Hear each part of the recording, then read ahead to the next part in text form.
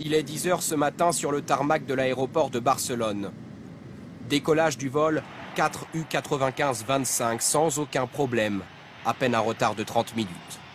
Direction Düsseldorf, arrivée prévue à 11h55.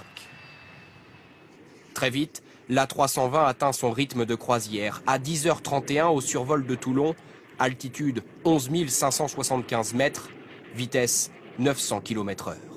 La trajectoire et les paramètres sont identiques au vol de la veille réalisé par un autre avion de la même compagnie.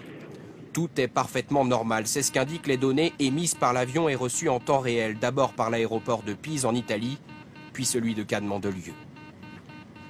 Mais à 10h32, tout bascule. C'est ce que révèlent ces données de vol, publiées par un site spécialisé qui suit la trajectoire de tous les avions. En bleu, l'altitude chute brutalement. En rouge, la vitesse se maintient avant de décliner, elle aussi.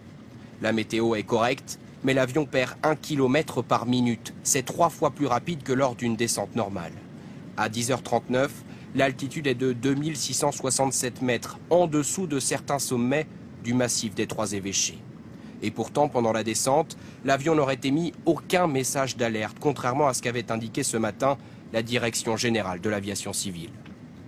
C'est en fait un contrôleur aérien qui déclenche l'état de détresse, car l'avion perd le contact radio, probablement juste après s'être écrasé. L'exploitation des boîtes noires permettra-t-elle de répondre à toutes les questions? C'est ce qu'espèrent les enquêteurs.